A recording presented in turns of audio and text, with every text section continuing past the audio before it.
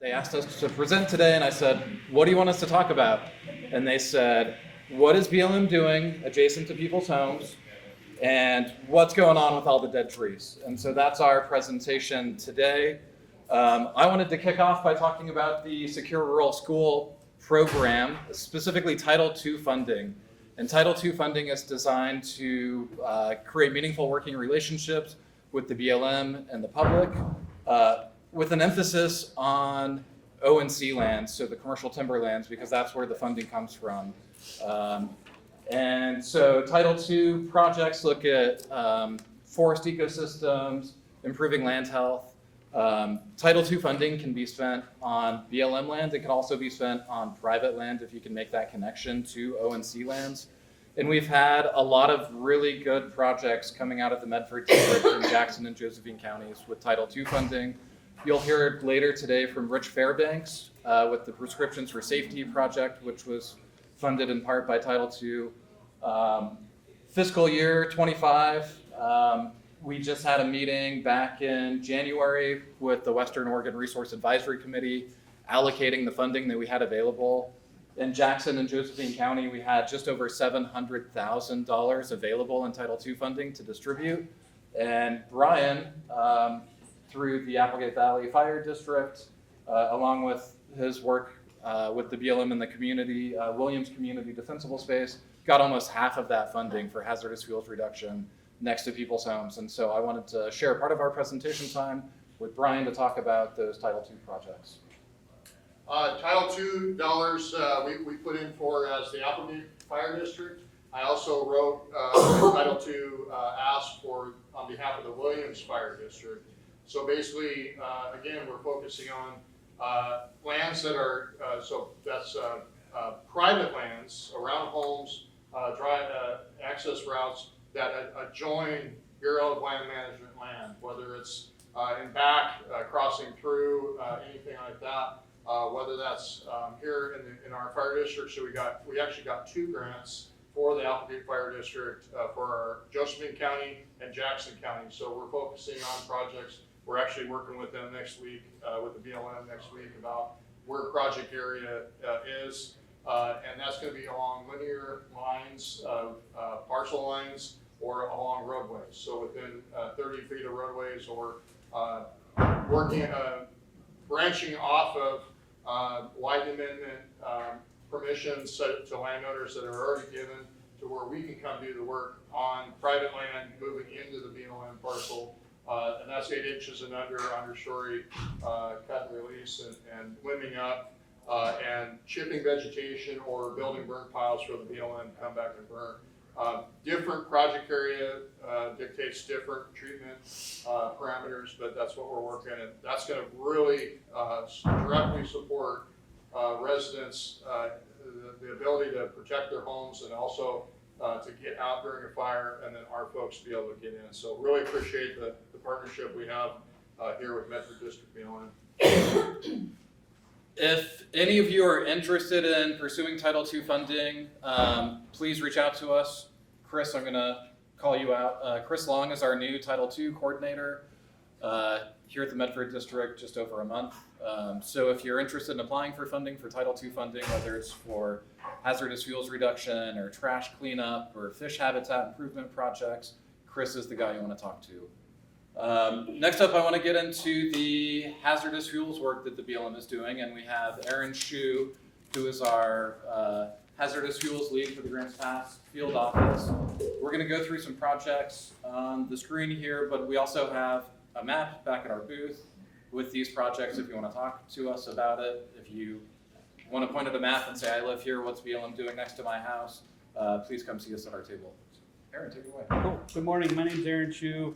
I'm a fire management specialist in Grants Pass. Work for the Medford Fields office, and started with Grants Pass and Fuels about 2 years ago. Prior to that, I was the superintendent of the Red River Hotshots up out of Prospect. So familiar with the area, Grants Pass, Upper Applegate area, Rouge area, and have a passion for fire and fuels reduction. Because I've been on the other side of it, the suppression side, and that's a real tough side of it. So got a little bit of diversity there. Just talking about some of the projects that we have going up out of Grants Pass. We have a Grants Pass Fuels EA. It's all small diameter thinning, non-commercial, cut pile thin, and then underburn is the end result in and around Louis, plus out in the forest, further out to prevent fire from coming into town. That project is started. It was the decision record was signed in 2001. It's slow to get acres completed. We're up to 130 acres right now. We're looking at another 486 acres treated this year, and then that project will continue through 2028. And that's up out of Grants Pass and Cave Junction is where that Grants Pass Fuels EA is at. We have Lake Mungers. Lake Mungers is a non-commercial, small diameter thinning project. It's 6,000 acres. Some of its initial fuels treatments that we'll be doing in there. We have one up Spencer Creek that we're looking to do 166 acres. It's small diameter thinning as well. Cut, pile, in-state to underburn that as well. And then working with the Rogue Forest Partners outside of in Lomacotzi, we're looking to do a 285 acre unit of, again, small diameter thinning up Swamp Creek. So starting to ease into that Lake Mungers, non-commercial, small diameter thinning, fuels reduction for the Grants Pass field offices.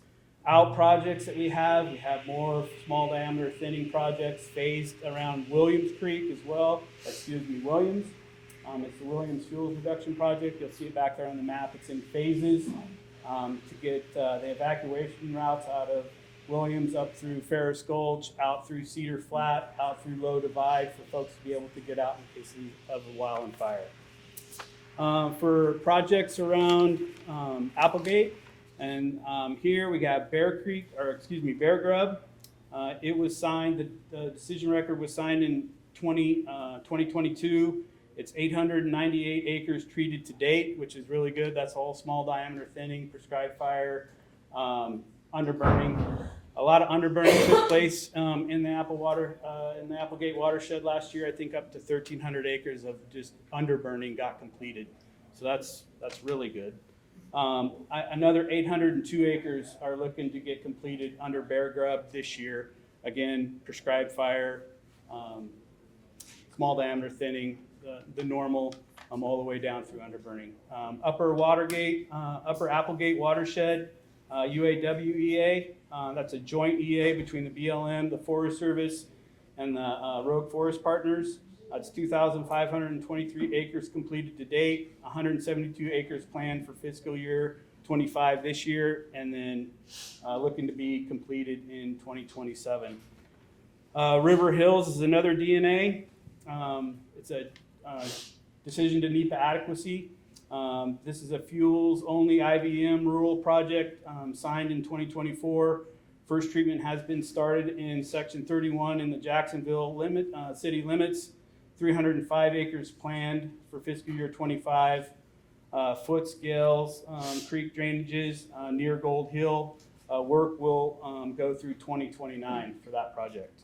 Out year projects for around here, we have Humbuck Fuels currently being surveyed for project development, open for input on locations if landowners have concerns, and then potential implementation starting in 2027.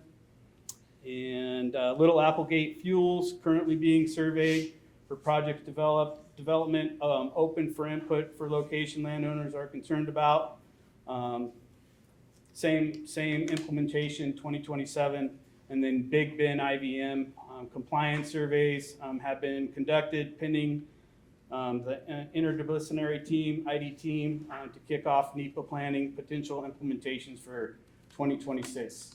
So a lot of fuels projects going on in and around the area from Grants Pass, Cave Junction, Williams, working south, all the way up through the Little Applegate, Applegate proper, all the way out towards Gold Hill. So I feel like it's a lot of good work. We're going in the right direction, and we all have a passion about getting our fuels treated non-commercially through prescribed fire. Any questions for Is that all Title II funding for that? No, that's all funding that comes through the government. Through it used to be bill. Right now, it's still bill funded. The funding was turned off a little bit with the transitions with administrations, but it's now back on. So, but it trickles in. Yeah, essentially appropriated funds to complete these projects.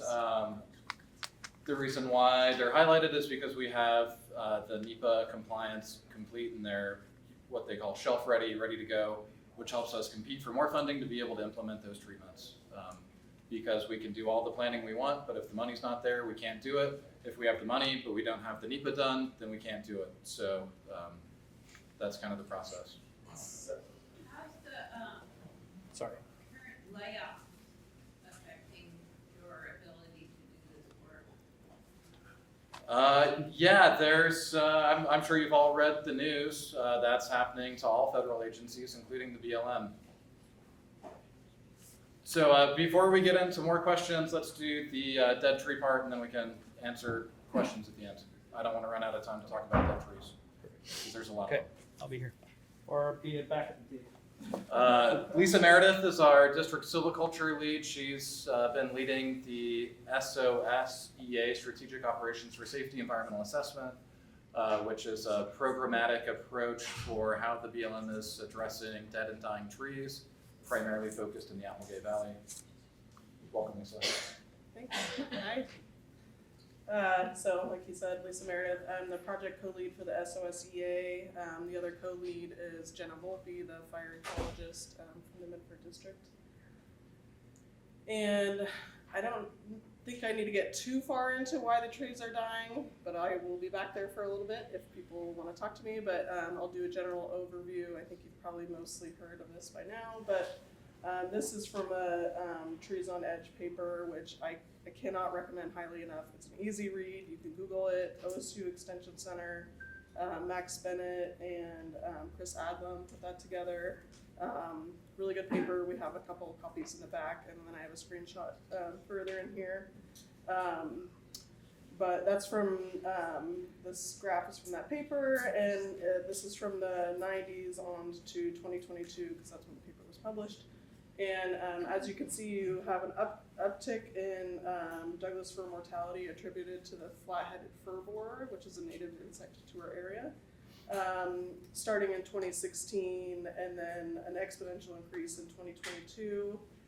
We saw similar patterns in 2023, and then 2024 ADS hasn't been finalized, but it's all publicly available. You can Google it, you can look at your own data. But this is aerial detection survey data that the U.S. Forest Service regularly flies. Can you speak up just a little bit? Oh, sorry, can you not hear me? Oh, okay. Is this a microphone? Okay. Okay, I have a cold. I'm trying my best. So this is also part of a decline spiral, the Douglas fir mortality. So initially, we have an overabundance of Douglas fir on water stress sites, and that speaks to the history of the area. We used to have frequent fire forests, and we essentially stopped burning. We forced out indigenous burning, and that's led to an overabundance of Douglas fir. We've had past management practices of planting Douglas fir. There's a lot of reason we have Douglas fir in areas that they shouldn't be in. And as you know, in the Applegate, it's a very water stressed site. A lot of Oregon white oak, that's a good sign of shallow, dry soils. So you already had that, predisposing factor, and then we've been having hot droughts, and prolonged droughts, and it's the hot droughts that's really, the trees are having a very hard time recovering from these, and they're actually developing little water bubbles and embolisms in their water lines. And then the flat-headed fir borer, which used to be kind of like a cleanup crew, is now just able to kill, apparently healthy trees, but they're actually really water-stressed trees that have been facing drought for so long. Here's some signs of flat-headed fir borer infestation. So in general, tree crown thinning and color change. So we're used to seeing dark green limbs on our Douglas fir, but then you start to see the foliage fading out, and you start to see a little lighter green, yellow, red branches. and then eventually the thinning enough that the needles start falling. You can see a stress crop of cones. So basically when trees, they have to figure out how to allocate their resources. They're not getting a lot of resources. So near the end of their lives, you know, if they know they're on their way out, they can throw out some stress crop, just to throw out some seed and have some regeneration there. And then flaking bark, and that's one of the biggest telltale signs for me. When I see flaking bark, I know that tree is pretty far gone. So essentially the larva of the flat-headed fir borer, the birds peck away at the bark, and it looks kind of like a ponderous pine. There's also little these pitch jewels. It's not like the streaming pitch that we see, but these little clear pitch jewels within the fissures of the tree. So those are some good signs. This is a kind of a mortality, Douglas fir mortality risk mapping.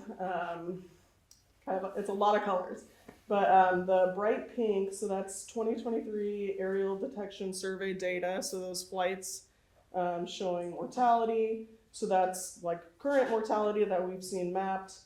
And then the orange are high risk areas, and so that goes back to that trees on edge, and then the Bennett and Laura Lowry paper that speak to high risk areas associated with climate water deficit. So again, water stress sites. So we can anticipate our highest risk areas that we're anticipating to see more Douglas fir mortality. Yellow is the moderate. So this is Medford here. So we got a lot going on. I will say the orange is kind of hard to see on the TV screen compared to what I'm seeing on the laptop. Okay.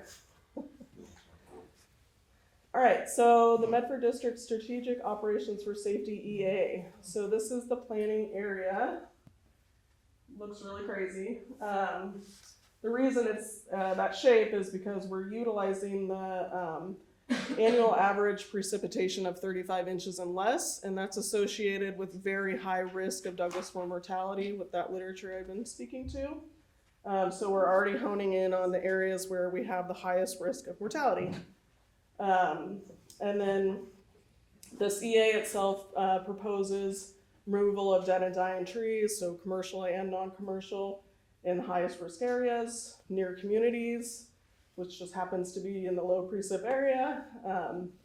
So we want to aim our treatments primarily within 1 mile of wildland developed areas, so basically where people live, as well as along strategic areas suitable for wildfire containment. So some people, they're called pod lines, if you've heard of those, potential wildfire operational delineation lines, where you could, you know, if we can treat our pod lines and be able to contain a fire kind of within a little pocket, you know, we want to be able to have more efficient firefighting opportunities. And the SOS Project 1, so that's kind of like the SOS was the like kind of the umbrella. And we anticipate this problem is going to continue for a while, and we have quite a lot of dead trees. So we anticipate many projects of dealing with the dead and dying trees for a while. And this is the first project. So project 1, the scoping period was November through January. So thank you for providing comments on that. Currently working on the environmental assessment. So the SOS Project 1 gets its own environmental assessment. And then another scoping or another comment period for the draft EA is planned for this spring. And then this is, these are the individual units. There's 2 different alternatives, but a lot of people are probably wondering why we selected the units we selected. A lot of it comes down to, we have a lot of resource things that we have to consider, like botany surveys, resource surveys. So we need to move quickly, and we need to look at existing surveys. And then they have to fall within the criteria of treatment of the SOSEA. And so we're kind of limited at first to just having existing surveys in place to be able to treat. And then we identified those through like combination of field recon, GIS, looking at the climate water deficit data and whatnot. So this is the scoping unit pool. So that's like where our first look.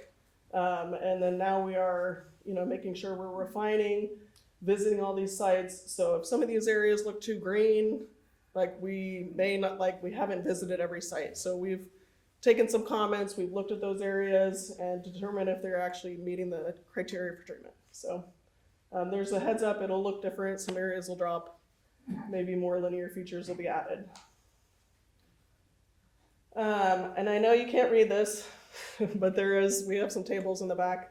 But essentially this is developed by Laura Lowry and Max Bennett and probably others that I'm missing. But so we use risk ratings where we can look at the site risk matrix itself. So there's known ways that we can look at what's a high risk site. Are you contagion or beetle pressure? Are you around a bunch of dead and dying trees? That means that there's a lot of beetles present.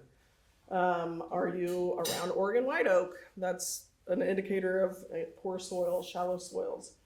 Are you, different like topographic positions and whatnot. So we use site level matrix and then down to the individual tree matrix to help determine the dying tree.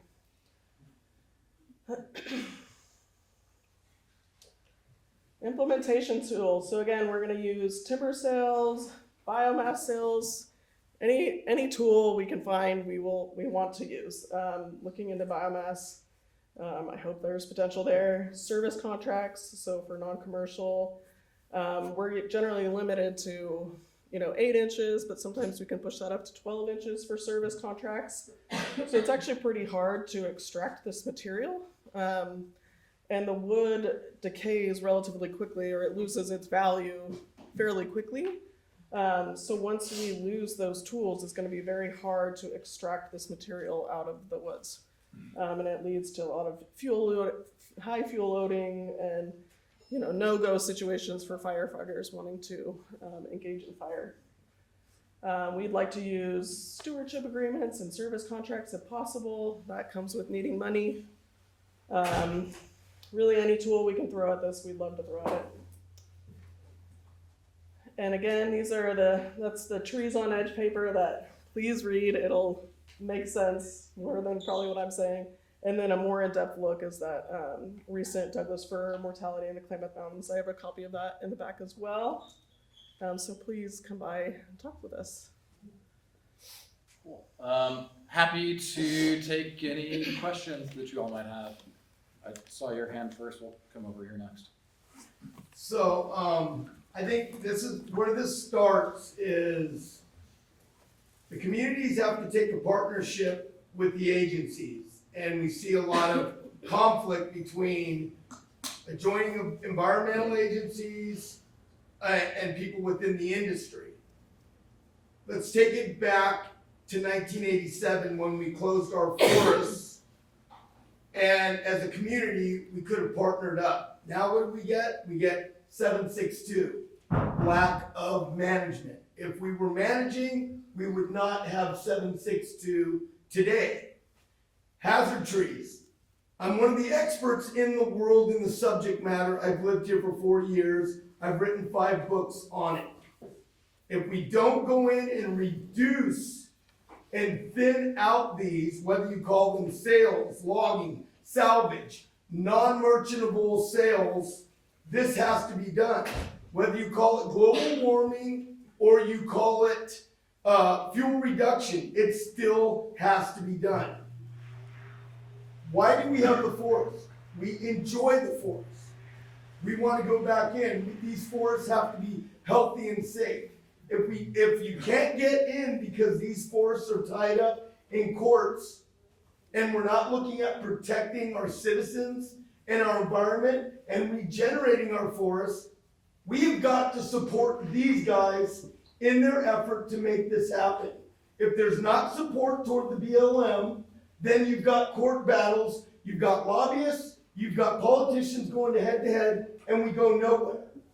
It has to start with what these guys are doing right now, and that's going into managing, regardless of what they're calling it. Seems like when you use the term logging, sales, or salvage. We gotta put a Yeah, title really, on it. we got Yeah. The bottom line is we have to support these guys. Well, That's and I what- really would like to keep this questions for the BLM if we can.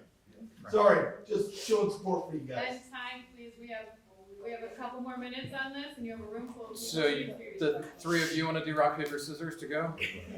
On the note of support, sorry, I'll try to be quick. On the note of support, I am a resident, I'm a citizen, and I appreciate that the SOS specifically, which is what I'm concerned about today, is working closer to communities, because personally, I feel that's a much more effective way of doing it.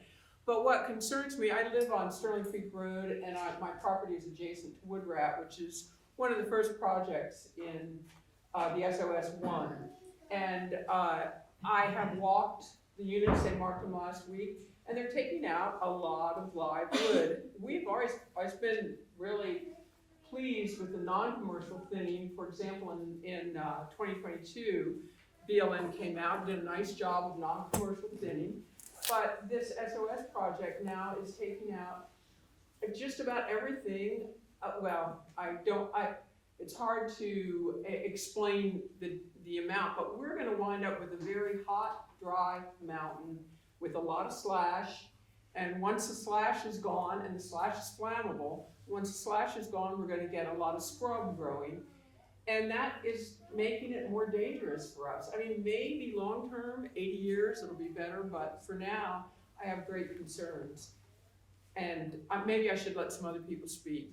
Do you want to add a question to that? Well, why do you have to do commercial thinning? I mean, I know you're gonna say you have to pay for this, but if you need commercial thinning in order to take care of it, then I think it's better to do it right than to do it wrong. We're not gonna have. I mean, the bottom line is there are too many trees for the landscape to support, and that's why they're Not down. on Wood Rat, let me tell you, it is That's sparse. Have you been hilarious up with how there? many dead trees there are on Wood Rat. Pardon me? But you're not cutting dead trees. But I guess Cutting going live back to trees. the science of They're the. clear cutting live trees. Go up, look at Boaz Gulch.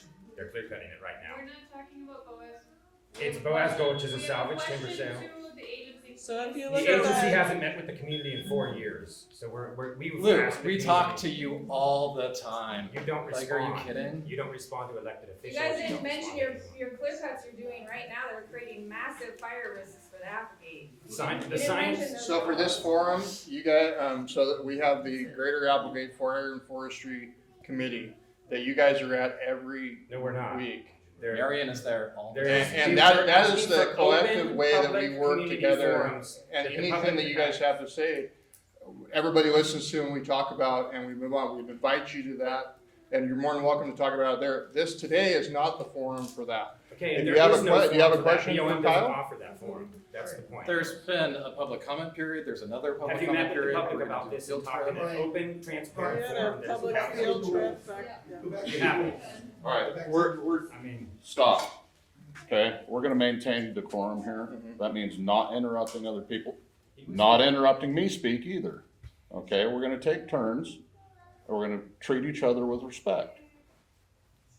Can we get back? I'm gonna go over to We have Michael. other- and it was, I got a question about the data you guys are using. I've been hearing a lot from agency folks about concern with information around climate, water, just things like that where it's taboo, like you mentioned climate and water data.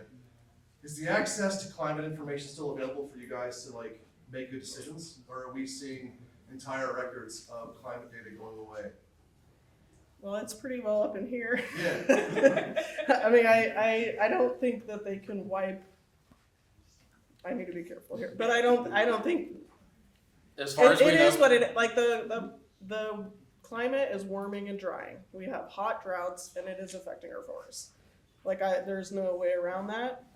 But where do we go from here? But I don't foresee. I mean, we have lots of maps already. We have a lot of data. We have the climate water deficit data. They're updating those layers. We already know our precip layers, and so does everybody at the BLM. So I mean,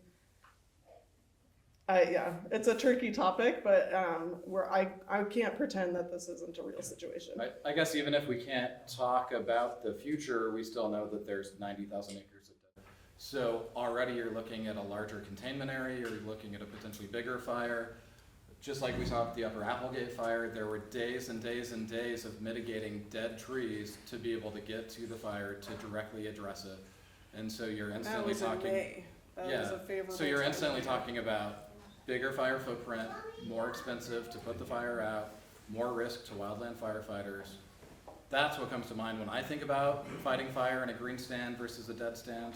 And they are different. So if like a green stand, I mean, we're looking at, and I don't have the screenshot of that, but we look at the red stage mortality, gray stage mortality, old stage mortality, and they all come with their different like suite of risks. But it's that old stage mortality when the trees start coming down. And so a lot of these areas, whether or not we treat them, they're gonna die. Like a lot of these areas that are in the most water stress sites. And so that's a lot of stems, that's a lot of biomass, and the potential for them to start coming down, then associating with, you're gonna have increased sunlight, so you could have a shrub response, so you have a high fuel loading with a bunch of heavies. So that is the difference between like a green stand of overly thick, which is a fire hazard in itself, and then the thick, mortality areas where you have the risk of a lot of fuel coming down on the ground. Can you ask Luke to ask his question? I just wanted to say that I think this is really misleading. I've been out looking at the timber sale units in the Boaz timber sale, and the lickety split timber sale, and in this SOS Project 1. Many of the units are green stands. They are clear-cutting green stands right now. If people don't believe it, go up Boaz Gulch and you can see it for yourself. You can go up Lick Gulch and you can see it for yourself. And the science is clear that clear-cut logging and the development of even-aged, highly flammable young vegetation is not a benefit to our community in terms of fire risks. And they're doing these projects adjacent to homes, adjacent to Rose's homes, and adjacent to properties, and they are converting living green stands with fire-resistant trees that are not dead. We've had a forester look at it and disagrees with their conclusions. It's a 52-year forestry expert. Luke, do you have a question? And what I'm asking is, why are they clear-cut logging green stands adjacent to people's homes when the science clearly shows that that type of logging and the response that it creates absolutely increases fire severity and rate of spread? Their own documents. All right, so the question I heard is, what is the difference between the CX timber sales that we've been doing, like Boaz and Lickety Split, versus the SOS EA? When you're looking at the CX, that was done for the recovery of commercial timber volume and the harvest land base. That is why we did it. Much of those projects were originally litigated by Applegate Siskiyou Alliance, No, they weren't. That's not. Netspar, Bear Grub, Those weren't Lost litigated. Antelope, That's- KS Wild was part of it. All of these timber sales that BLM proposed, because we saw overly dense forests, we saw forest health issues, we wanted to go in and thin the trees. You didn't want us to do it, those trees are now dead. SOSEA is looking at a reduced volume of harvest than what you're seeing under the commercial CXs.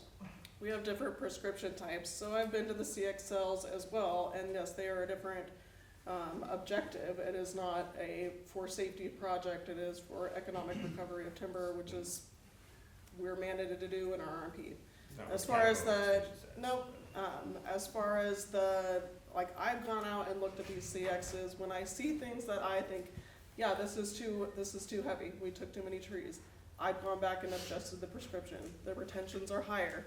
We're thinking about ways that we can try to protect more of the hardwoods by increasing retention or grouping retention around the hardwoods so that, they're not as likely to be felled during operations. So there are ways that we're trying to adapt our management and retain more, and there are different objectives and they're different projects, so. We're gonna call this one. The BLM's gonna be here all day. You can go chat with them back there.